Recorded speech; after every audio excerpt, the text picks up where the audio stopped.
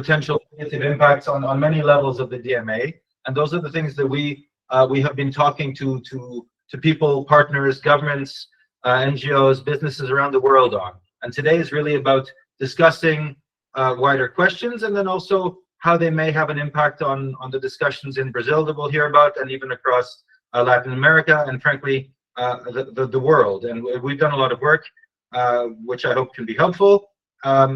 Today we have several presentations, but then I also urge the speakers to really ask each other questions, react to what the others say, because it's creating this link through the expertise. For the people listening in, the ideal would be if you just write the questions in the chat as they come, like that you don't forget them. Unfortunately, our moderator Zuzana, who was supposed to be the completely impartial, neutral moderator, she had to leave. She had a family emergency, so I will be jumping in as the moderator. So my role now shifts to being completely neutral and pushing for a big discussion. And before we go any further, I really just want to thank you again and welcome Raul Echeverria.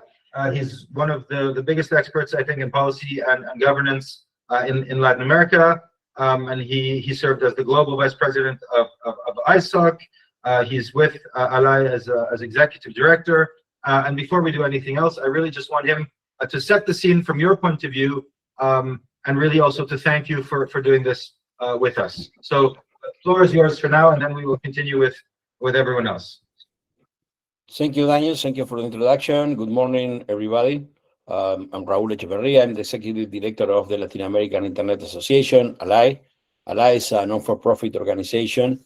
Our mission is to contribute to the digital development of Latin America from the perspective of the digital private sector. So we work around the region promoting public policies for the internet through research, contributions, and dialogue with both the public and private sectors. And we it's made our 10th anniversary this year, and we celebrated this milestone with an annual digital policy dialogue we held in Mexico. That's we brought together people from different stakeholder groups, among them around 30 policymakers and parliamentarians, where we identified where are the most interesting topics for the policymakers in the region. And undoubtedly, digital markets regulation is one of the issues that has got the attention of policymakers, in part because what you said before, Daniel, regarding the ability of Europe of exporting their regulatory and public policies approaches. And so everything that happens in Europe has an impact in regions like Latin America. So policymakers from different countries are interested in this discussion. What could be the impact of a similar approach for Latin America? So it's clear that the country where the discussion has moved ahead or with more speed is in Brazil. So we already had the bill, the 2768 from 2022 that has been under discussion for a couple of years. We did some studies. We published the studies on the economic impact of that bill if it would have been approved.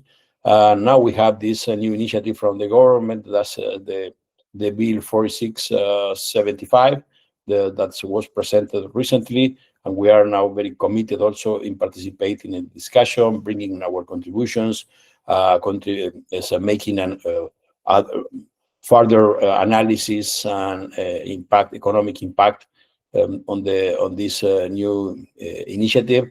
And so I think that, as you say, this is a very timely event. We are very happy to partner with CCIA to advance this discussion in Brazil and in the region, bringing the experiences and the knowledge that has been already built in other regions like Europe too. So thank you very much, and I hope that we can have a fruitful discussion today. Thank you very much. And we really appreciate your commentary as we go as well. And now I want to start going back to Europe with Professor Nikolai Bartchentovich, who is a professor in law and the research director of the Law and Technology Hub at the University of Surrey. He's also one of the leading voices discussing the DMA from a legal point of view, but also really going into a lot of the detail in what it really what it means, and also frankly as a computer programmer, so he has the technical understanding as well. I'm not going to do any more of an intro because for us it would be really interesting for you really to set the scene from your point of view before we go into a little bit more on the impacts from the CCIA side. So please, the floor is yours. Thank you again. Thank you for the invitation. My work on the DMA has been mostly from the angle of the DMA's effects on privacy and security of end users, of the designated gatekeepers, but also on the business users of the gatekeepers. And so I'm a lapsed competition lawyer. I used to work as a competition lawyer, but these days I work more on the data protection law angle and cybersecurity law. So I bring that mostly to this debate. And I've been criticizing the DMA since it was a draft bill. I saw a strong possibility that the way it was written, it will lead to a situation where user privacy, user security, where such concerns will be dismissed as irrelevant or as merely pretexts for the gatekeepers that the gatekeepers will be using to avoid complying. I guess that was, I saw it also as something being connected with the DMA, stemming from frustration that traditional competition law doesn't address the alleged issues appropriately. And one of the worries I had was that perhaps one of the reasons for this diagnosis was that in more traditional proceedings, there was more of a need for a balancing exercise to actually balance each proposed remedy, its effects on the market, and also sort of proportionately with other interests, including the interests of customers. So here there was, I think, many proponents of the DMA hoped that this will be this very clear, simple framework that will apply and steamroll over all the possible objections because it will be just so perfect and self-applicable. What we saw is very much the opposite of that, a never-ending series of workshops, debates, negotiations with the gatekeepers, which from what we can tell from the outside, I'm not part of those conversations, but based on what we see from, for example, the public DMA workshops that the European Commission organized, what we see is a lot of frustration from the participants of the process. And what I especially notice is that it seems to me, and I think contrary to traditional competition law when applied well, is that in this process, what is really being lost from view is the interests of anyone except for the direct competitors of the gatekeepers. And you probably have heard about this famous case of hotel operators in Europe who are now complaining that the interests of intermediaries like Booking.com. Can I mute myself? Perfect. Thank you. So because of that approach, focusing only on the direct competition, like Booking.com, the rules on self-preferencing negatively affected the hotels, right? And you have a situation where, because the DMA seems not to be thinking at all about third-party effects, it promotes intermediation where it may not be economically needed. it's not in the interest of customers, it's not in the interest of end business users, but it's just in the interest of. Coming back to privacy and security concerns, I think that is especially visible in this sphere, this lack of concern for third-party effects.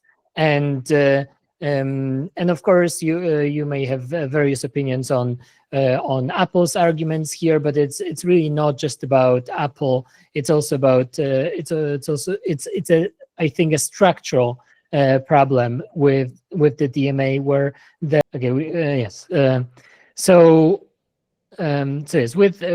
with those privacy and security concerns. Again, it's not just an Apple issue, but the Apple situation is especially clear because as other regulators also notice, and hopefully I'm pronouncing it correctly, Kaji, also in its very strange. Yes, so as I was saying, in the Apple case, those privacy and security concerns have been treated. I don't think we've had a sufficiently serious consideration, and there was a complaint that Apple also made in the most recent DMA workshops, where they said that they really expected security experts to be part of the conversations. For example, in the EU, we have an agency which specializes in this, the ENISA. What Apple noticed was that ENISA was nowhere to be found during the negotiations, during the sort of DMA application procedure, and so we end up with a bunch of lawyers. And of course, nothing wrong about lawyers. I'm a lawyer. Many of you are lawyers, but lawyers just using their sort of commonsensical understandings of, oh no, this is not a serious argument that Apple makes. I don't believe that. And this is becoming a conversation that is not really serious, and it's not. You can't call it a serious balancing in the public interest. So there is that temptation when implementing such regulations, which where you really want, for also political reasons, to say, oh, this will solve our problems. It's clear. We just apply it. We don't look at any objections. It will all work out fine. Then you end up quickly realizing that the reality just does not align with that. And I will be happy to continue that later. I'm very curious, especially what others and those more familiar with the new Brazilian bill think about how those concerns will be accommodated in the bill. So yes, I will leave it here, not to overextend my time. Thank you very much. I would like to introduce Dr. Kathy Suominen and my colleague Maria-Teresa Stecher now. They're going to do a little bit of it together because we wanted to focus our time mostly on the experts and the discussion. But Kathy is the founder of Next Trade Group, and she's done a huge amount of work, frankly, around the world for different governments, corporations, working with people like CCIA. She's a professor. She's just an all-around expert, and she's also going to be discussing today briefly from our side with Maria-Teresa from CCIA in Europe, who's our competition expert, who's been working on the DMA, both from a policy side and also from looking at some of the ongoing litigation, some of the issues, some of the problems. So I will leave it to them, and then we will be passing on to the Brazilian side. Yes. Thank you very much, Daniel. Indeed, apologies for all these disruptions. Hopefully it will stop. Anyhow, as Professor mentioned, it's a pivotal moment for Brazil to start, investigating this questions on the DMA, and it's a very similar moment in a way for Europe as we are assessing and evaluating the Digital Markets Act, right? So we're at a moment in which the Commission needs to assess and review the piece of legislation and say whether it has been yielding its positive results. So has it been functioning or has it not? Has it been delivering positive consequences for consumers and businesses, or is it not the case? And the reason why we as CCIA decided to commission this study and this research with Kati was to actually look at the data. Because we thought that the discussion in Europe, at least, was very anecdotal or not so much grounded in evidence. So we thought we needed more data and numbers and understand exactly what consumers felt and what they thought was happening, whether they realized that it was the DMA that was making their online experience better or worse. And of course, I will let Kati speak more to that, but I just wanted to also mention the fact that we've been looking also at different pieces of this puzzle, right? So we've been looking, for example, at the compliance with the Digital Markets Act, which again resonates a lot with what Professor mentioned. The DMA was supposed to be self-executing, right? But it is not the case. The law is not written in a way that ensures a seamless execution of its articles and provisions. It's very much bound to the interpretation and the guidance that the Commission is giving to these companies. And this is creating problems for, of course, the companies that are designated, but of course it trickles down to all the businesses that in Europe are using the services that these gatekeepers are providing. And so this means that the concrete effect is also a negative effect on EU small businesses. And that's another piece of research that we've commissioned and published this year that actually shows how the DMA has a potential negative impact in terms of revenue losses for service sectors in Europe, which reaches 114 billion euros. So it is extremely interesting and important, I think, that indeed there's this dialogue going on, because you think from these lessons, from these mistakes or that Europe is stumbling upon in the search for, of course, more stability and openness, it's something that can help Brazil and other jurisdictions that are looking at similar pieces of legislations.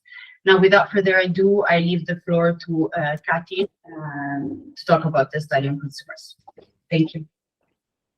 Thanks very much. Thanks so much for having me, and thank you everyone for joining. I just got to Brussels and I'm in a hotel, so let me know if there's a connection issue, because it seems that my internet is not the greatest currently, but here goes a presentation. And so, yes, so as Maria Teresa mentioned, CCIA supported this work that we carried out, seeking to understand the DMA's impacts on consumers in Europe.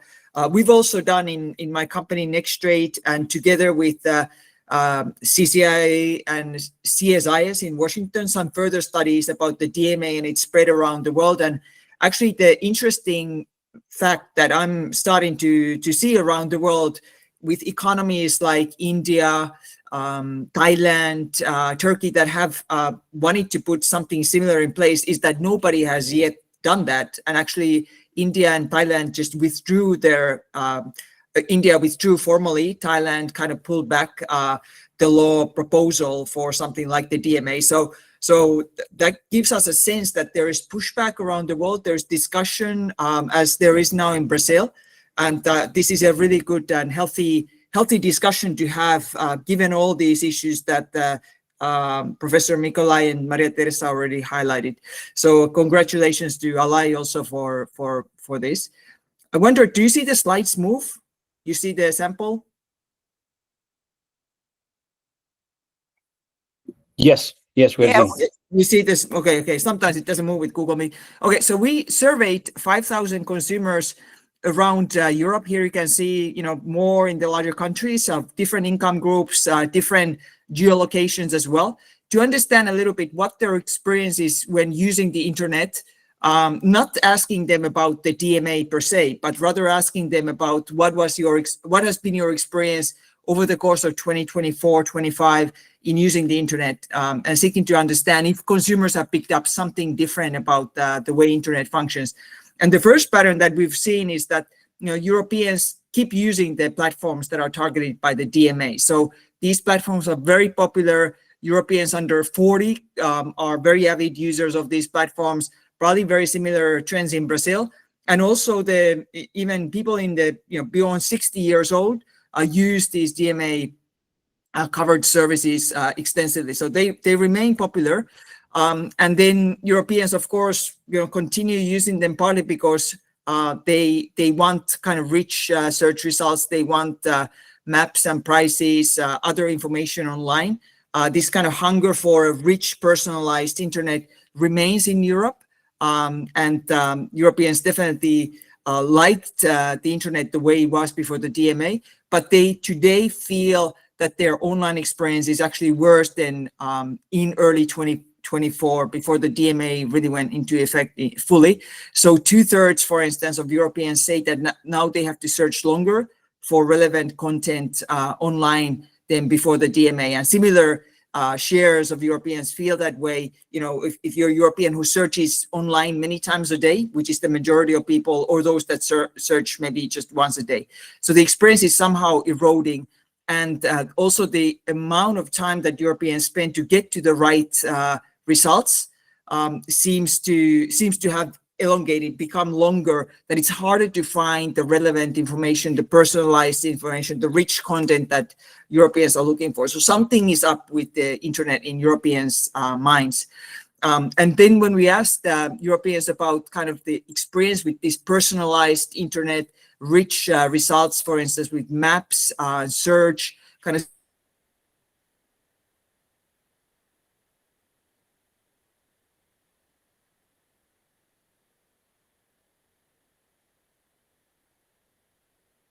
of services. About a third keep saying that picking up on the erosion or worsening of the online experience. I actually felt this myself. I live in the US, but I come to Europe and was amazed by how poorly, for instance, the maps worked in Europe. And then, of course, I connected it to the DMA at one point in my mind also.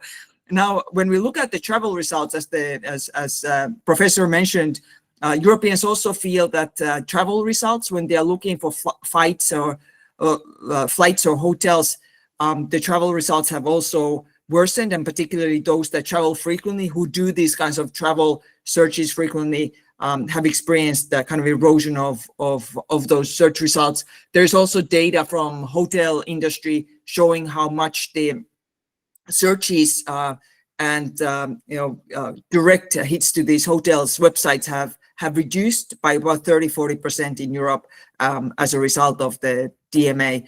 And then finally, we asked Europeans a little bit about, well, what would you be willing to pay to bring this pre-DMA internet back, like get rich search results with integrated maps, or see jobs that are personalized for you, or have also safe payments for gatekeeper operated app marketplaces, things like that. We wanted to get a bit of a sense of, do Europeans just say these would be nice to have, or services and this kind of very well-working internet so much that they would even be willing to pay something, i.e. do they derive a welfare gain from that? As you can see, 40-50% of Europeans of lower income groups as well as higher income groups feel this way. They would be ready to pay something to get some of these features back. So Europeans have really derived a welfare gain from the internet as it has been, and now it seems that some of these good elements have gone away.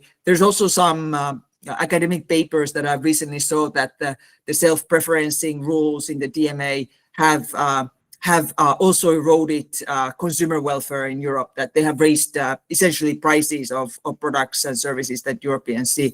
And then finally, the Europeans also would like to restore some of these pre-DMA services, like automatically get access to apps rather than having an app choice screen on the phone, and see diverse shopping results, be able to compare prices easily when shopping online. So Europeans really feel that there is something is kind of off with the internet now, and as you can see across European countries, they would like to restore some of these pre-DMA services. So that's all on my side. Hopefully that's helpful, and look forward to hearing from the others as well. And now, perfect segue. Thank you so much. Now we move to ALAI again and to Brazil with Sergio Garcia Alves, who's a leading expert, obviously from Brazil in strategic issues, public policy. He's one of the people who helped really set this up, and he's advised companies, individuals, governments on sectoral regulation, digital economy, cybersecurity. And he has a master's from the US, so a great combination as well. And we'd love to hear your expertise from ALAI. So please, the floor is yours, and thank you. So thank you, Daniel. Thank you, CCIA Europe, for co-hosting this event with ALAI. I'm the policy manager for Brazil at the Latin American Internet Association. It is a pleasure to join you. And I'd like to start this presentation from ALAI with a central point that guides our perspective in Brazil. From what we have been seeing in the efforts that Brazil has been introducing as per ex-ante regulation, we believe that before adopting any DMA or DMCC style rules, the country needs clear evidence of economic impact and institutional feasibility. Ex-ante regulation, from what we're hearing, only works when supported by the right institution, the proper safeguards, which is why this requires a transparent, technical, and democratic debate, and not acceleration in the political process, which is something that we have been facing in Brazil as of now, a few weeks. That is the lens through which ALAI has approached this process since its beginning. For those who may not know us well, ALAI is a trade association with presence throughout the region, Latin America, as Raul already presented. And we have spent the past years working with Congress, ministries, regulators in topics such as competition and many technology policy matters. Brazil has become one of the most active countries in Latin American debates related to ex-ante regulation. Every country here in the region is considering a lot of different bills in technology and digital matters, but in ex-ante regulation, I would give a special focus to Brazil. ALAI has been engaged since 2022, producing economic analysis, participating in public hearings, and now working on the new bill 4675. And we have been reviewing the proposal coordinated feedback from companies and supported independent economic studies comparing Brazilian approach to the DMA and the DMCC, because this is sort of the reference that we have identified in the bill. We have also participated in the Ministry of Finance public consultation, which from our perspective reinforces the need for deeper evaluation of economic and institutional impacts in the country. And the bill has been introduced to the parliament, I believe, maybe some 6 or 7 weeks ago. That was the first time that the industry and any stakeholder actually had access to this bill. We have participated in a public consultation, but a draft of the bill has never been brought to light. It has never been made public. So it is something that we actually have the chance of start reading and analyzing maybe a month ago. And we have noticed a structural a shift in Brasilia and in the political debate around this topic. Policymakers themselves began raising structural concerns, and we believe that the key issue here is the key concern is institutional design and also the fundamentals for this bill. The bill assigns CADE, an ex-post competition authority, the role of a permanent digital markets regulator with rulemaking powers. This is our reading. And this is not a minor tweak. It is a structural redesign of Brazil's competition architecture, and it does not reflect institutional models used in Europe or the UK, from what we have been reading and from what we have been analyzing. And another important point is that the proposal mixes the strictest elements of the DMA and the DMCC, while on the other hand removing some of the safeguards that are key for these systems to work.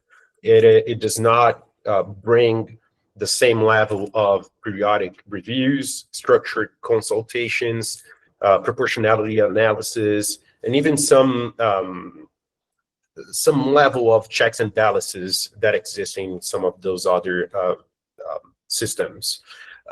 Scope is also a concern. Because the bill uses quantitative and non-cumulative criteria, we have been trying to understand how many companies and sectors, and trying to predict which companies, which groups are involved, and which sectors are being would be affected by this bill. And from all our conversations, it is a broad range, and I do not want to cite a precise number, but we have been hearing anything from 10 or more, and maybe even way more than 30 companies being designated as relevant gatekeepers. And this is far broader than the DMA or the DMCC, and it creates uncertainty for both global firms, Brazilian businesses, regional companies in payments, marketplaces, retail, logistics, and fintech businesses. As per the urgency topic, which is has been pushed by the Brazilian government, there is a position from the Brazilian government that this bill should be voted in an accelerated process, as if it were something minor for the Brazilian economy, for the Brazilian institutional organizations, for companies that do business in Brazil. And it is not. It is something that is that needs to be discussed, that has to be open to democratic debate in Congress. And we hear this also from the parliamentarians as well, that wanted to jump in and make their own opinion on the bill. So the proposal was published only weeks before this urgency request. And here it does bring some impact assessment, but it does not bring maybe a more detailed level of the economic impact that the bill would introduce to our economy. And some other public institutions have also been vocal about the need for deeper debate. For structural reform of Brazil's competition system, urgency undermines this due process. When we look into international models, this makes clear. It makes it clear. Implementing the DMA required large technical teams, complex oversight, and non-legal processes. The DMA also depends on key digital markets unit, and this is not the institutional structure that exists today in Brazil. CADE is a very well-known, respected, admired antitrust authority. It has won several prizes globally as a very competent organization from the Brazilian government. And we understand that this level of competency has to be kept, has to be enforced. And this bill does not foresee the level of complexity that CADE would demand to have a proper governance, capacity, review procedure, and it brings some contextual mismatch. And in order to support Brazilian decision-making processes, ALAI is finalizing an economic study that reinforces this picture. We're trying to measure the costs and the economic impact to our economy, and what would a bill like this entail as per investment in compliance? What would be the effects throughout the the production chain, what would be the effects to our consumers base in the country. And one topic when we talk about how many companies would be affected, and then at some level we hear that it would be a few conglomerates. But this is not the full picture. When you talk about the mandatory pre-notification of M&As, this affects venture capital, startups, and fintechs that are also part of this whole economy, not only digital economy, but the entire Brazilian economy. Sectors like payments, logistics, retail, marketplace might face constraints, not considering the drafting. These effects come from the design of the bill, not of the idea of regulation. And this, again, I should be clear, ALAI is not against regulation. ALAI is not postponing any of the Brazilian efforts to bring more stability and security to our businesses. We just need to, we're in favor of advancing regulation, but that be done with the proper structure. And this is why we understand that we need more debate around the bill. And again, the key topics here: institutional fit, economic analysis, and public participation are not optional. These are conditions for the success of this bill. We would like to reinforce ALAI's commitment to this process, and we're open to debating more with the parliament, with companies, and civil society around it. Thank you so much, Daniel. And maybe we could now invite Juliana, who's also an expert in this field, to talk more about our Brazilian scenario. Yes, please, Juliana, and just a few extra words. I think you are one of the leading lawyers, professor, and author. Also have worked as a national secretary of consumer affairs for the World Bank, and you were the Attorney General at the Administrative Council for Economic Defense, OCADE. So I think you probably would know more than most what might happen as well. So please, the floor is yours, and really thank you for your expertise, and then we will have a discussion. So also the European experts already think how you might want to react to what you're hearing, to create the links and help the discussion. Thank you. Thank you, Daniel, and thank you, Sergio, for this kind invitation. In fact, Sergio helped a lot by mentioning some perspectives that I totally agree with. And I think that today it's important to give to you and offer a brief reflection on Latin America's challenges in face of the new global debate on digital competition. And I think it was very useful that we started with this European perspective about the DMA and the DSA opening a new state of public control over digital markets. And I truly appreciate the words balancing and frustration that you use, because I think they capture the spirit of this moment very well. At this time, different countries are talking about it. I'm following China, India, Australia. I think they are also developing their own strategies, combining regulation with industrial policy.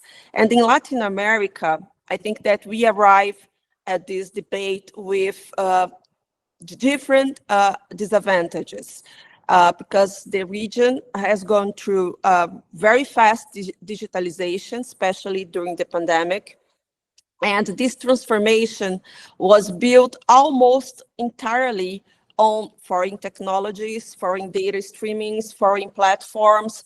And our main digital infrastructures, search engines, social networks, our payment systems, marketplaces, they are controlled by companies that they are not based here in Latin America or in Brazil. So I think there is a geopolitical thing that we need to consider here. And of course, there is some concerns related to the dependence of digital economy, and most of the value generated does not stay in our countries. But this leads to an important question. Is this a real problem if we are a free market, right? Because in Brazil, we are a free market. And if there is a problem that is not clear for us, how do we regulate economic power outside our borders? So the Brazilian challenge is twofold. First, confronting the global asymmetry that we have here. The second is our internal fragility, and I'm talking about institutions that want to design or to enforce rules related to this topic. So from the antitrust perspective, the market power of large platforms, they are already under a CADE bill that is in force. So I know that some argue that digital economy with its network effects, the data dependency and vertical integrations pushes traditional ex-post enforcement to its limits. This is the argument. And we have some defending that if we have a consistent modern application of our traditional antitrust tools, we are safe, in a safe zone. But the truth is that the debate remains open, and each jurisdiction are seeking to calibrate its choices and institutions. But now we have the first reports, just like here we had before, about DMA, that shows that Europe are not happy with the first results. So why I'm telling you that? Because generally Brazil is, especially related to antitrust policy, is following European footsteps and US footsteps, right? And there was an imaginary scenario that DMA was very good for Europeans, not for only the countries, but from the consumers.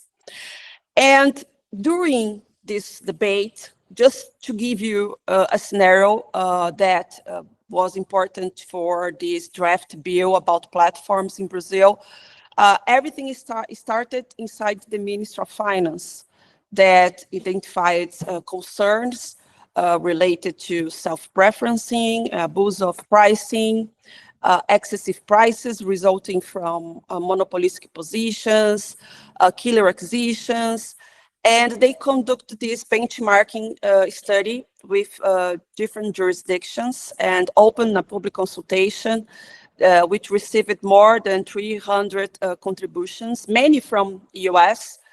And this document highlights gaps in Brazil, comparing to what we have now in Europe. And there are some gaps that are important in a broader overview, like the merger thresholds in Brazil. They are a real problem, okay? So there are some points there that are very useful if we look back and see the thresholds that we have in Brazil. But we have in Brazil structural problems, methodological uncertainties, challenging in crafting monitoring remedies today with the bill that we have. And now we have a new bill under discussion, this proposal from the Minister of Finance, mentioned by Sergio, which aims to modernize our institutional framework, but without thinking about the budget that we have, right? Because this is another thing that is not under discussion now, but we have a real problem. I don't think it's only in Brazil, but in Latin America related to budgets. And of course, it cannot be drafted based on a model in a different market, because we are not on the same page, right? We are technology, we are dependent from technological companies that they are not here in Brazil. We don't have the design to, follow what those companies are doing. And I don't see many solutions to face the problems that the diagnosis from the Minister of Finance appointed during, the report that based the draft of the bill. And besides, I think we have a real problem that we are talking about an environment that requires more than copying foreign models. It demands understanding the conditions that shapes the digital ecosystem in the global South. We are talking about Latin America countries. So only then, when we have this framework, very analyzed, I think the discussion needs to be more open, because then we will be able to build a regulatory framework that protects competition, fosters innovation, and can give autonomy for the small companies here, because Sergio touches in a point that I think it's very important. We need to look for the small companies here. And when you create, it happens when we started with the data protest bill here in Brazil. The big companies were able to follow the rules much more than the small companies. So do you want to do Brazil? Well, the Brazilians, they want to protect the consumers. Consumers need offers. And if you need offers, you need competition. And when you have a very static framework, sometimes you create much more rules for the small companies, and they cannot compete with the big companies. So we are now in a very important moment here to discuss not only if the rule will follow in the way the rule was drafted, because during this discussion, some points can be out or in. And besides, I think it's very important to have what we had here, numbers and researchers showing what is happening outside here, because everything started based on the models that now are facing several types of problems. So that's why I think that we need to follow the whole discussion. And also, I really appreciate the fact that I learned a lot with the graphics and the presentations before me. So thank you so much for inviting me. Thank you for this kind invitation. And now I will wait for the questions. Thank you so much. I have many. What's interesting is also really that a lot of the discussions that you're having are the discussions that many sectors and companies warned about in Europe ahead of time, and some of those were ignored. And now we're seeing a little bit, the DMA, which is being enforced by a team that is very small. They're focusing on very small things, frankly, creating huge compliance costs, shifting expectations.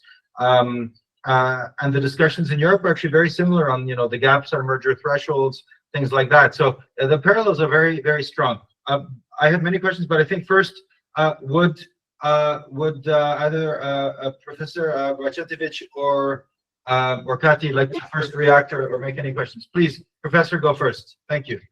Thank you, and also thank you to Sergio, especially for some more details on the Brazilian bill.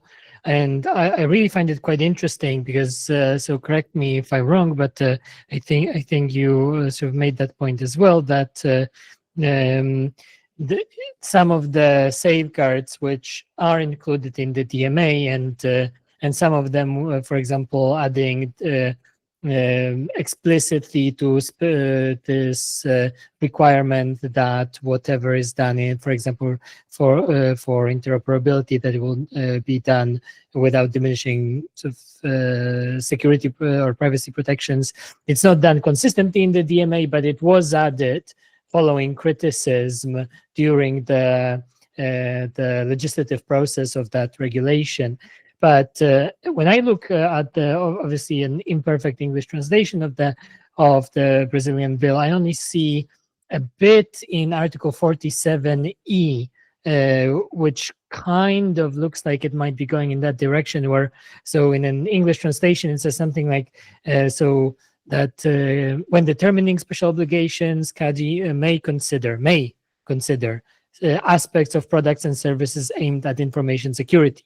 And again, I'm far from being a Brazilian lawyer, so I'm also curious whether perhaps there are some background rules or constitutional rules that would impose on CADE a duty to think more sort of seriously about those privacy and security considerations, or would this be really a situation where it's really entirely up to CADE to what extent, and if at all, they take it into account? Because if you just look at the text, it looks really weak as a protection. So I was curious of your assessment on that. Juliana, I believe you're the best person in the room to explain. Thank you, Sergio.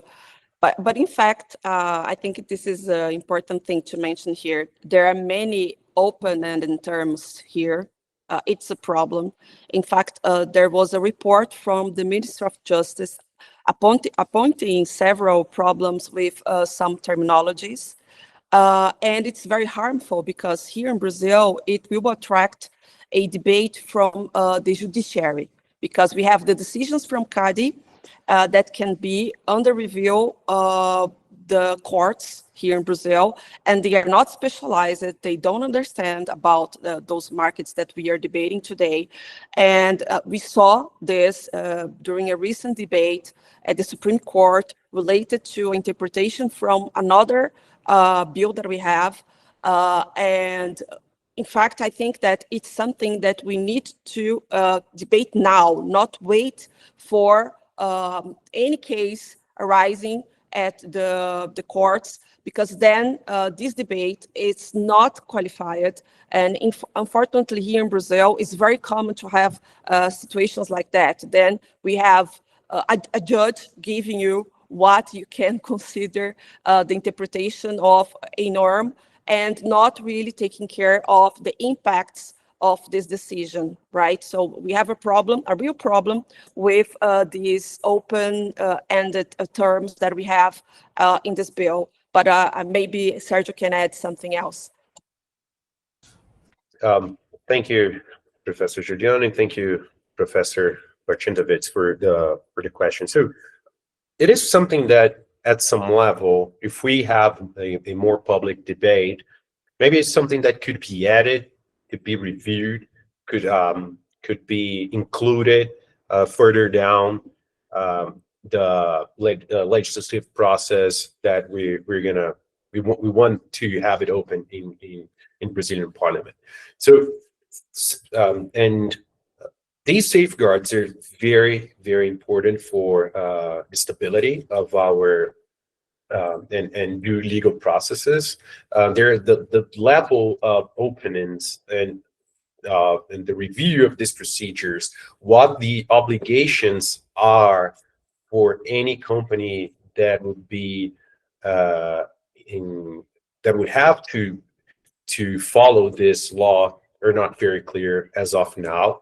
Maybe it is for those who drafted the bill, but we wanted to hear, it is important as well to hear from them in public debates. And this, I believe the not having this bill voted under urgency procedure would be very helpful to expand the safeguards around this law.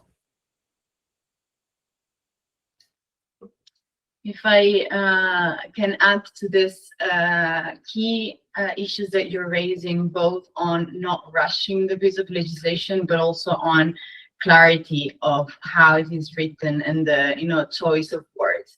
Because from a European perspective and our body of industry, what we're seeing is a huge level of unclarity, of not being sure exactly what to do to comply effectively with the Digital Markets Act, which is what the law actually demands, right? It asks companies to be effectively compliant with these obligations that are supposed to be self-executing. However, the way they're drafted and the fact that they are drafted in the same way for companies that have very different business models makes it extremely hard and difficult for companies to actually understand what to do.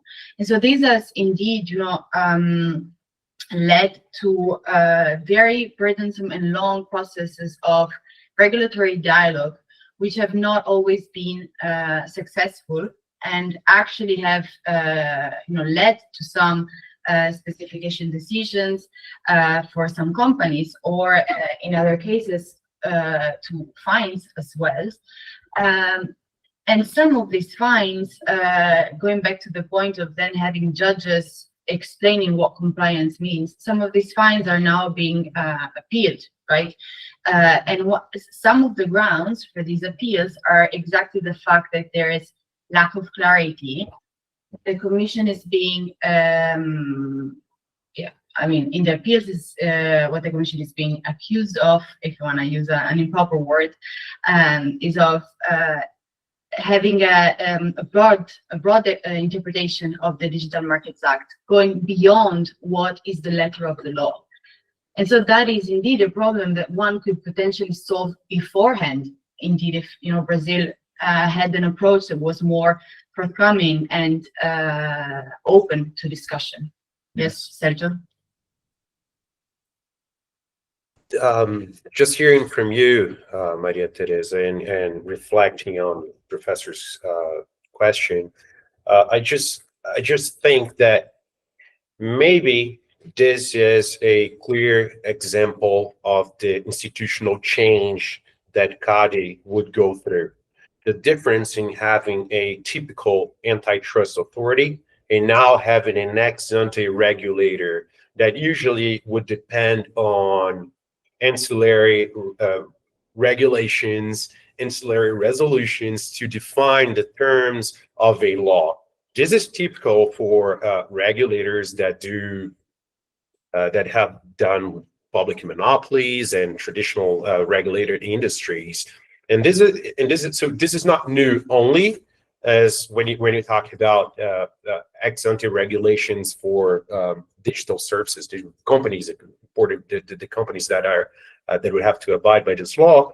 But this is also the novelty for an antitrust agency authority that is now becoming and playing the role of a traditional regulator with ex-ante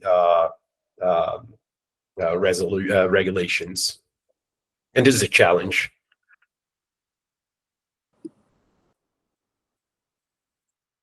I think you're right, Sergio. And of course, they are trying to reshape the authority in a way that they were not expecting to. It's important to highlight it, right? Because the bill came from the Minister of Finance. And of course, you point to something important, that the draft itself doesn't need to be rushed, but the political environment is different because this bill belongs to the current government, and we will have elections next year. So I think that they try to rushing, giving priority, because of course they want this bill as a result from the government. I think it's something that is very knowledgeable. But this leaves little space for revisiting the text and clarifying ambiguous provisions, since any deeper debate would slow things down, something that the government is not willing to risk right now, but we still have space because as we have now this movement also showing what is happening outside, the first results from the DMA, I think we have a whole space to debate much more those aspects here in Brazil. Yes, and really, yes, when you mix politicization, geopolitics, elections, and rushing, it's an interesting confluence of dangers. Akati, please go ahead. Yeah, no, just to intersect, it's very useful discussion and great to hear also from Juliana to understand more about these dynamics. The I think it's also useful in this step back because you mentioned the impact on SMEs and the importance that governments attach to SMEs, and is also contemplating, as I understand, the AI Act equivalent, similar law, AI Act. So there are these two bills that have been flagship laws in the EU, and what we've been seeking to do is to educate countries at these laws and thinking about them and asking, well, do you believe that Europe is the leader in innovation and startup creation and empowering SMEs that are really dynamic? If you look at numbers, Europe has 4 times fewer startups than the US. It has 8 times less startup capital. It has 8 times fewer AI startups. 4 of the 50 leading tech companies in the world are European. Only for 30% of those scale-ups that companies that have been startups and now are scaling up leave Europe to go to the US typically to scale there. So there are these kinds of outcomes, if you want, that we also may want to think about whether these laws actually produce anything better for Latin America to have great startups, to power SMEs. Maria Teresa mentioned that, and the professor as well, that the DMA, given that it's worsening the experience for consumers online, it's worsening the personalization, it's costing European SMEs that like hotels and many other industries as well, in terms of visitors, in terms of customers, and so I think it's useful also always to have also these goals in mind. Is this where Brazil wants to go, or do you want to rather focus your energies on laws and policies that really power the startup ecosystem? That's great in Brazil and could be better funded, obviously, and that support SMEs rather than undermining SMEs. Raul, please, you wanted to intervene? Yes, Kati made exactly the points that I was going to make with regard to the risk of affecting innovation and the unintended consequences of the regulation. It deserves to take time to consider these proposals very carefully. And coming back to the first intervention from Kati too, this is a bill that is supposed to be introduced for protecting consumers, and what we are seeing in Europe is that consumers didn't appreciate the regulation, and they feel that the regulation has been bad in terms of their experience in the digital experience. And so I think that this is a perfect combination, a bad combination of things that you are introducing a very disruptive, a potentially disruptive regulation that has the potential of having a negative impact in the local economy, and at the same time you are not achieving the goals that you are supposed to achieve, that is favor consumers. So it's everything in favor of, as Sergio mentioned before, take the time and not rush and avoid a fast adoption of the bill. Thank you. And what I also find interesting, and please, if anyone who's listening wants to type the questions in the text box, please do. I will be monitoring that, and we will ask the questions for you. We have actually a lot of experts listening in the audience today, so please don't be shy. Otherwise, what I would say is, building on these remarks is really at the beginning of the DMA, you had a lot of people, including from the EU Commission, saying, it's not important if there are negative impacts on competitiveness, on Europe having access to the best technologies, on that helping even European startups or the smaller companies. And what we saw very quickly now, obviously, is this change. And as I mentioned at the beginning, it's an interesting day politically for Europe, because we have this first omnibus actually trying to now roll back some of the other policies that even have been done and that only came into effect a few months ago. And there's a realization that whereas before in Europe, there was a willingness to trade off some competitiveness to target, perhaps, frankly, the previous commissioner was blunt in saying companies from certain countries. The impact, because those companies help others grow and there are partnerships, now is no longer as easy to accept. So it's a really interesting moment, and I think you'll hear a lot in the next few hours on what the EU is doing to simplify. The flip side of that is that there are already discussions now to expand the DMA. And what's interesting is we were at a discussion even just a few days ago with one of the parliamentarians who pushed more than almost anyone on getting the DMA. And when I asked him, so we should, do you think we should expand the DMA? He said, it's far too soon to do it, but the Commission now feels like they have to do it to claim it's a success, but we actually have no idea. And so it's really interesting if even some of the political forces are admitting we still don't know, and yet there's this pressure to grow it. And so these are the kind of worries that we want to flag, I think,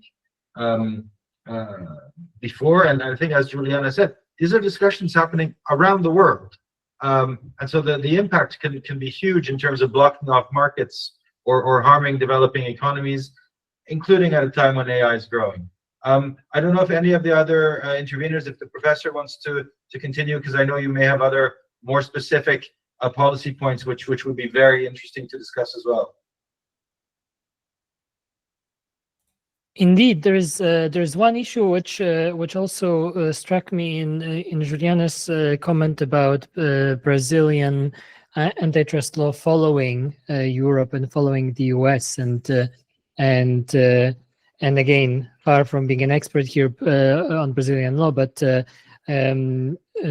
colleague directed my attention to a CADE appeals decision from May 2025 in Apple's case as an example of perhaps the first or one of the first situations where CADE openly considered an argument about competition versus privacy and security considerations in digital services. And what also happened in that case, so again, this was an appeal from by Apple against a decision, an appeal that was unsuccessful, and I was especially drawn to the discussion of sideloading there, which is also something that would probably be relevant under the new bill, and how CADE, the appeals in the appeals process, how they dealt with it, where they said, well, yes,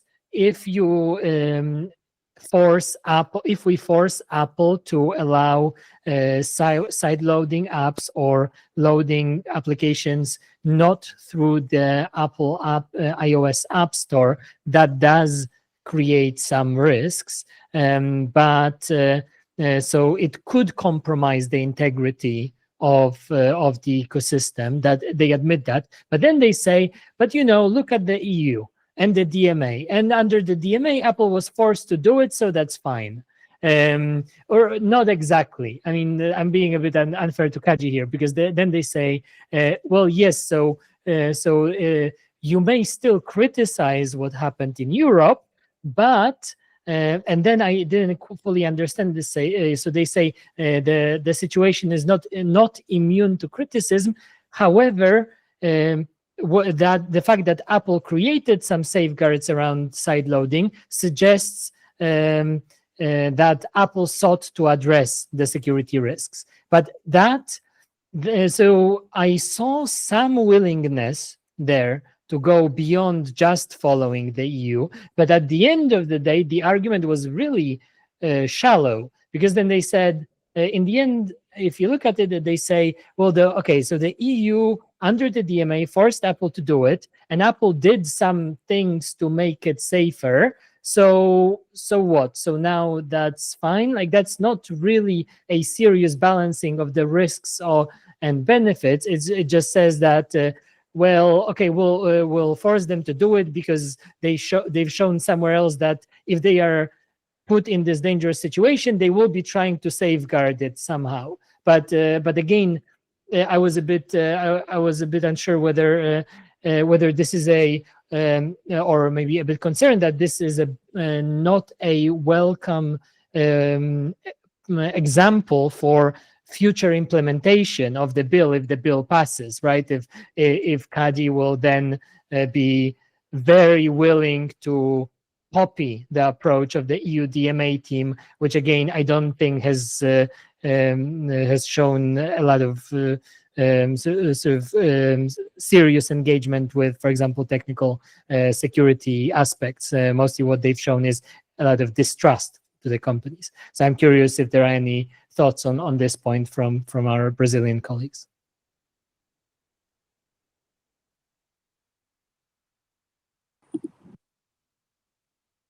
So you touch in different aspects that I think are important aspects, right? Sergio explained before that we are reshaping what CADI generally used to do, because then we are giving from, this, if this bill pass, we are shaping a new superintendents. We have one already here, but only focusing on following those markets. We don't know who will be the person in handle of this, this position that is a very powerful position, right? And why I'm talking about people, not about the law, because it depends a lot on the people, right? Because we have the same law inside our antitrust authority. And generally, we have concerns from a practical point of view. In Brazil, generally, if CAD has doubts, he's not, the authority is not, putting many remedies because there is no harm identified, right? If you say, oh, the harm is that the company is power. No, it's not a harm. The company is power. And economic power is not something that we can fight for. It's not, something that generally the antitrust law is not only taking care about the abuse of economic power, not the power. And then we are creating a new thing related to platforms that have power, right? And giving to this authority new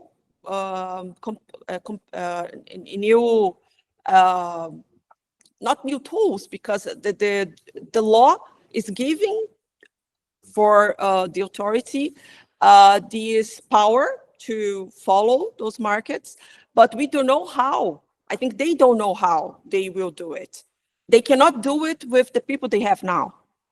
So that's why I am touching a lot when I talk about this topic about the budget thing here in Brazil. It's a real problem. And we need people, and very good people, to handle the cases that this bill is drafting, that now CADI will, need to apply and then follow all the rules created based on some harms that we are not sure that they exist. So it's really difficult to explain that, because here in Brazil, and I don't think it's only Brazil, but here in Brazil, I can tell you that we think that we solve problems with laws, right? We could build something related to co-regulation, self-regulation, we could create different spaces for issues related to digital economy, and we are much focusing in solutions, drafting laws. And this is something that we do a lot, and we can see from our near past that it's not easy to, we create first the law related to data protection, very based on European Data Protection Act, right? And then after that, we create the authority. And now everybody likes to criticize the authority because they don't have, people, the tools to do what they need to do. So we saw like 5 years ago. And I think this is something that we need to take care, because we can have beautiful bills, but if they are not able to be implemented, or if we don't have people to work with, the new tools, it's impossible to have results. And then we are creating much more uncertainties and gives a huge space for what we are seeing now, like companies afraid of a new bill because we don't know, even people that works inside the authority, the regulators, they don't know how they will do it. This is the official position of CADE. They don't know, but if they need to do it, they will try to do it. So I don't think it's good for us, right, for our reputation, not as only Brazilian authority, because we have a very good reputation related to our antitrust regulator, right? But CADE has a very good reputation. And I think that between all the proposals that I saw, this one was the best one, because we had lots of proposals related to, many interventions that I don't think they could be accepted. So I really expect that we have time to discuss much more and to touch these sensible points and aspects that you mentioned here, and also giving some, examples from outside. I was in Germany, and I couldn't, it was impossible to use my Google Maps. So when I was there, so I faced the problems you were mentioning here as a consumer. And I think that those aspects are very sensible for Brazilians. We are very into, this market, and Brazilians, they are not following this discussion. This is a very small, there is a very small group, researching about this and following this discussion. And I really think that your points, they are very useful. And I hope you can have, everybody here has space to show those aspects to the ones that now have this responsibility to debate this draft of the new bill. Absolutely. We're almost out of time. I don't know if there are any other reactions. I think Raul, you want to react as well? Please do. No, it's not a reaction on this, Daniel, but we are, as you say, coming close to the end. And I would like to come back to some point that was raised before. I think that is very important. That is regarding the entrepreneurship environment or the innovation environment in Latin America. I really feel that the innovative ecosystem in Latin America is much more vibrant than in other regions like Europe, for example. And many companies, have found a way toward the success in Latin America. Brazil is one of the countries with more unicorns. Have companies that are being very successful outside of the region at the global level in different fields. So we have to be very careful about that and continue creating avenues for the economic development. That economic development also implies human and social development. So it's not only we are not only speaking about people that is being successful as entrepreneurs. We are speaking about the impact that it has in the broader society. So, somebody, I think that it was Kathy or Juliana, I'm not sure, that mentioned this, the need to take care about the innovation ecosystem in Latin America. So I wanted to remark this point before the closing. Thank you very much. Oh, absolutely. Actually, it's a fantastic almost conclusion. I don't know if there are any other very quick remarks. Otherwise, I'll just conclude to explain a few things. First of all, I want to thank everyone. I want to thank the guests. I want to thank the speakers. I want to thank everyone. Sergio, go ahead first. Well, it was the same. I just wanted to thank everyone. I just wanted, from the Brazilian standpoint, from the Latin American standpoint, the meaning of this draft bill for the whole region. ALAI is in favor of a more open, democratic debate in Congress. We're very clearly against the urgency of this bill. We also wanted to invite everyone and to repeat that we're working on a study of the economic impact of this bill. Then we're launching it at some point in the upcoming days, not more than that. And I will come back to you and to this audience to invite and to share this report as soon as we can. Thank you so much, CCIA, for co-hosting this event with ALAI. No, really, thank you. And I just wanted to say as well, the parallels are huge. We've heard some of them today. We've heard how, companies mentioned on the DMA security risks, but then we're told by the DMA units, we don't have any people who know about security. We heard about problems and overlaps and tensions with GDPR, and they didn't have people who knew GDPR. So I think Juliana's people point remains extremely valid, just because it's very difficult to get it right. And when you have bureaucrats who are making business and engineering decisions, it can be very difficult and then lead to problems. And interestingly, the EU rushed the DMA through ahead of EU elections as well. And now we are looking at sort of impacts and seeing how to untangle it. But Juliana said, it's important now to show what we're talking about. So I just want to mention as a follow-up, we'll make sure that ALAI can send the report to everyone who registered and whose emails we have so that you can see. I will be sending a few things also from CCIA as follow-up. You can get in touch with us on either the CCIA Europe or the ALAI websites, where our emails are there. We're on LinkedIn, as many of you know. We're also going to be sending a few little op-eds, clips of key bits, some key text to share so that you can really share it widely and keep that discussion going, because the key thing for us really is, I think, as Sergio said, to keep this discussion vibrant, ongoing, open, bearing in mind the risks we saw earlier on two